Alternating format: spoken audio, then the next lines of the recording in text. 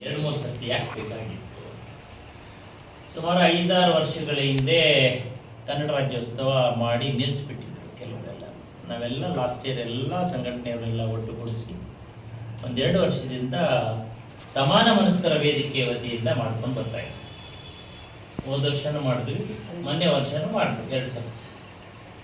So ನಮ್ಮ ಉದ್ದೇಶ ಏನು ಅಂತಂದರೆ, ಕಡಿಮೆ ದುಡ್ಡು ಮಾಡಿ ಅದ್ದೂರಿಯಾಗಿ ಸಮಾರಂಭ ಮಾಡಬೇಕು ಅನ್ನೋದು ನಮ್ಮ ಒಂದು ಕಾನ್ಸೆಪ್ಟ್. ಅದಕ್ಕೆ ನಾವು ಜಾಸ್ತಿ ಜನ ಹತ್ರ ಹೋಗಲಿಲ್ಲ. MLA ಅವರು ಸಹ ಕೊಡ್ತೀವಿ ಅಂತಂದ್ರೂ ಬೇಡ ಅಂತ ಹೇಳಿರೋ ನಾನು.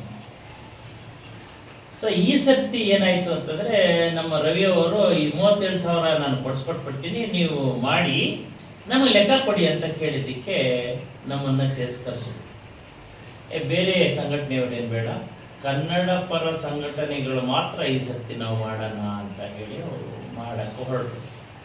ನಾವು ಅವ್ರ ಮಧ್ಯದಲ್ಲಿ ಹೋಗಿ ನಾವು ಮಾಡ್ತೀವಿ ಅನ್ನೋದು ಬೇಡ ಅಂತ ನಾವು ಏನು ಮಾಡ್ತೀವಿ, ಸುಮ್ಮನೆ. ಹಾಗಾದರೆ ಈ 33,000 ರೂಪಾಯಿ ಏನು ಮಾಡಬೇಕು, 35,000 ನಮ್ಮ ಹತ್ರ ಇರೋದು ಏನು ಮಾಡಬೇಕು ಅನ್ನೋ ಒಂದು ಪ್ರಶ್ನೆ ಬಂದಾಗ ನಾವು ಮಾಡಬೇಕು ಅಂತ.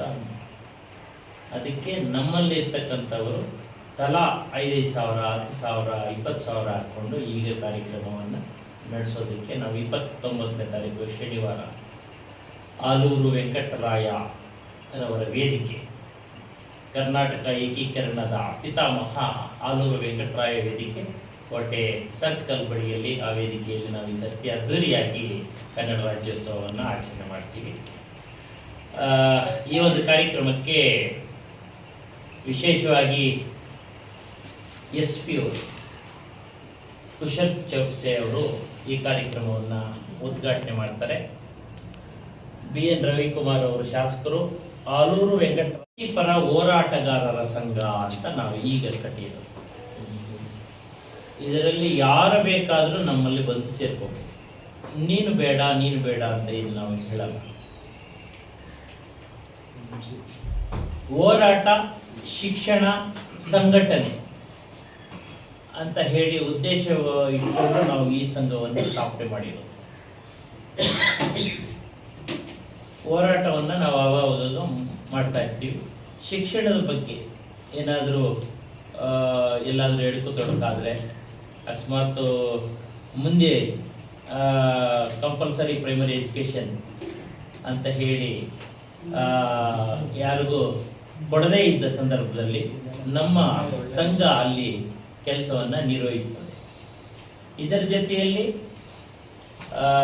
ಆಗಲೇ ನಾನು ಹೇಳಿದಾಗೆ ಈ ಒಂದು ತಿಂಗಳಲ್ಲೇ ಈ ಒಂದು 35,000 ಖರ್ಚು ಮಾಡೋದಕ್ಕೆ ಏನಾದರೂ ನೀವು ಸಂಘ ಕಟ್ಟಿದ್ದೀರಿ ಅಂತ ಏನು ಕೇಳಿದ್ರಲ್ಲ, ಇದು ನಿರಂತರ.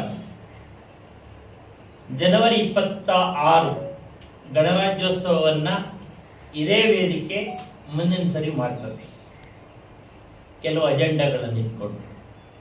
ಸ್ವಾತಂತ್ರ್ಯ ದಿನಾಚರಣೆ ಪ್ರಯುಕ್ತ ಆಗಸ್ಟ್ 15 ಇದೇ ವೇದಿಕೆ, ಅಂದರೆ ಏನು ಪ್ರಗತಿಪರ ಹೋರಾಟಗಾರರ ಸಂಘ ಇದೆಯಲ್ಲ, ಈ ಒಂದು ಸಂಘನೇ ಆಗಸ್ಟ್ 15ನೇ ತಾರೀಕು ರಸಮಂಜರಿ ಕಾರ್ಯಕ್ರಮಗಳಿರ್ಬೋದು ಅಥವಾ ಸಾಮಾಜಿಕ ಕಳಕಳಿ ಇರ್ತಕ್ಕಂಥ ಕಾರ್ಯಕ್ರಮಗಳನ್ನು ಮುಂದಿನ ದಿನಗಳಲ್ಲಿ ನಡೆಸ್ಕೊಂಡು ಹೋಗ್ತಕ್ಕಂಥದ್ದನ್ನು ನಾನು ಇಲ್ಲಿ ಹೇಳೋದಕ್ಕೆ ಇಷ್ಟಪಡ್ತೀನಿ. ಶಾಸಕರ ಕೂಡ ನಾವು ಪ್ರಸ್ತಾಪ ಮಾಡಿದ್ದೀವಿ. ಅದನ್ನು ಮೊನ್ನೆ ಸರ್ಕಾರದ ಒಂದು ಇದರಲ್ಲಿ ಮಾಡಿದ್ದಾರೆ, 33 ಜನ. ಸಂಪನ್ಮೂಲವನ್ನು ಹೇಗೆ ಕ್ರೋಢೀಕರಿಸಿದ್ರಿ ಸರ್? ನೋಡಿ, 20 ಜನ ಇದ್ದಾರೆ ನಮ್ಮ ಹೋರಾಟಗಾರರ ಸಂಘದಲ್ಲಿ, ಪ್ರಗತಿಪರ ಹೋರಾಟಗಾರರ ಸಂಘದಲ್ಲಿ. 20 ಜನನು 5,000 ಹಾಕ್ಕೊಂಡ್ರೆ 1 ಲಕ್ಷ ರೂಪಾಯಿ ಆಗ್ತದೆ. ನನಗೆ ಕಾರ್ಯಕ್ರಮಕ್ಕೆ ಬೇಕಾಗಿರೋದೇ 1.5 ಲಕ್ಷ ರೂಪಾಯಿ. ನನ್ನ ಹತ್ರ ಆಲ್ರೆಡಿ 35,000 ರೂಪಾಯಿ ಇದೆ. 5,000 ಇವರು ಹಾಕ್ಕೊಂಡ್ರೆ ನನಗೆ 1 ಲಕ್ಷ ರೂಪಾಯಿ ಆಗ್ತದೆ. ಇನ್ನು ಬೇಕಾಗಿರೋದು ಒಂದು 15,000 ಅಷ್ಟೇ, ನನಗೆ ಜಾಸ್ತಿ ಏನು ಬೇಕಾಗಿಲ್ಲ. ಇವರೆಲ್ಲ ಆಲ್ರೆಡಿ ಕೊಟ್ಬಿಟ್ಟಿದ್ದಾರೆ. ಈಗ ನನಗೆ ಇನ್ಯಾಕೆ ನಾನು ಕ್ರೋಢೀಕರಣ ಮಾಡ್ಕೋಬೇಕು ಸರ್? ಹಾಗಾದರೆ ತಮ್ಮ ಒಂದು ಪ್ರಗತಿಪರ ಸಂಘಟನೆಯಲ್ಲಿರ್ತಕ್ಕಂಥದ್ದು ಎಲ್ಲರೂ ಆರ್ಥಿಕವಾಗಿ ಸಬಲೀಕರಣ ಆಗಿರ್ತಕ್ಕಂಥವರ ಹೆಚ್ಚಿನ ಸಂಖ್ಯೆಯಲ್ಲಿ ಇದ್ದಾರಾ? ಅಂತಕ್ಕಂಥದ್ದು ಇಲ್ಲಿ ಪ್ರಶ್ನೆ ಉದ್ಭವ ಆಗುತ್ತೆ. ಇಲ್ಲ ನೋಡಿ, ಕನ್ನಡಮನ ಸೇವೆ ಮಾಡಬೇಕು ಅಂತ ಹೇಳಿ ಮುಂದೆ ಬಂದಿರೋರು ಇವರೆಲ್ಲ. ನಾವು ಕನ್ನಡಮನ ಸೇವೆ ಮಾಡೋದಕ್ಕೆ ಒಂದು ಸರ್ತಿ 2 ಸರ್ತಿ ನಾವೆಲ್ಲ ಹೋಗಿ ಕೇಳಿದ್ದೀವಿ. ಈ ಸರ್ತಿ ನಾವು ಹೋಗಿ ಕೇಳೋ ಅಂತ ಪರಿಸ್ಥಿತಿ ನಮಗಿಲ್ಲ ಅಂತ ಹೇಳಿ ಎಲ್ಲ ಮುಂದೆ ಬಂದಿರೋರೆ ಇಲ್ಲಿ ಇರೋದು. ಇದು ಪ್ರತಿ ವರ್ಷನೂ ಹೀಗೆ ಮುಂದುವರಿಯುತ್ತಾ ಬರೀ ಈಗ ಯಾವುದೇ ಕಾರಣಕ್ಕೂ ಇನ್ನು ಮುಂದೆ ನಾವು ವಂತಿಗೆ ಅಥವಾ ದೇಣಿಗೆ ನಮ್ಮ ಪ್ರಗತಿಪರ ಹೋರಾಟಗಾರರ ಸಂಘ ಏನಿದೆ ಮಾಡಲ್ಲ.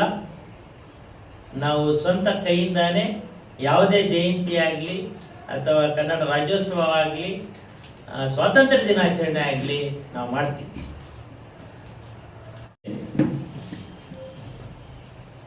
ಪ್ರಗತಿಪರ ಹೋರಾಟಗಾರರ ಸಂಘ ಆಗಿರೋದ್ರಿಂದ ಅಫಿಷಿಯಲ್ ಮಾತ್ರ ಇನ್ವೈಟ್ ಮಾಡ್ತಾ ಇದ್ದೀವಿ. ಯಾಕೆ ಅಂತಂದ್ರೆ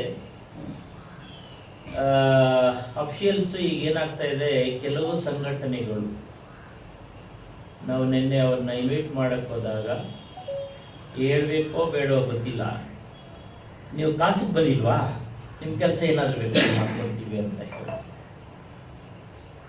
ಸೊ ಹಾಗಾದರೆ ಸಂಘ ಸಂಸ್ಥೆಯವರನ್ನು ಯಾವ ರೀತಿ ಅವರು ನೋಡ್ತಾರೆ ಅಂತ ದೇವರೇ ಬಲ್ಲ. ಹಾಗಾಗಿ ನಾವು ಅವ್ರಿಗೆ ಹೇಳಿದ್ದಿಷ್ಟೇ, ನೀವು ಏನು ನಮಗೇನು ಕೊಡಕ್ಕೆ ಬರಬೇಡಿ, ಕಾಸು ಕಾರ್ಯಕ್ರಮಕ್ಕೆ ಬನ್ನಿ ಅಂತ ಹೇಳಿದ್ವಿ. ಹಾಗಾಗಿ ನಾವು ಈ ಸತ್ಯ ಸಮಾಜ ಸೇವಕರನ್ನು ವೇದಿಕೆಗೆ ಕರೀತಾ ಇಲ್ಲ, ಅವ್ರ ಹತ್ರ ವಂತಿಗೆ ಮಾಡ್ತಾ ಇಲ್ಲ. ಅವರನ್ನು ಕರಿತೀವಿ, ಕಾರ್ಯಕ್ರಮಕ್ಕೆ ಬನ್ನಿ ಅಂತ ಕರಿತೀವಿ.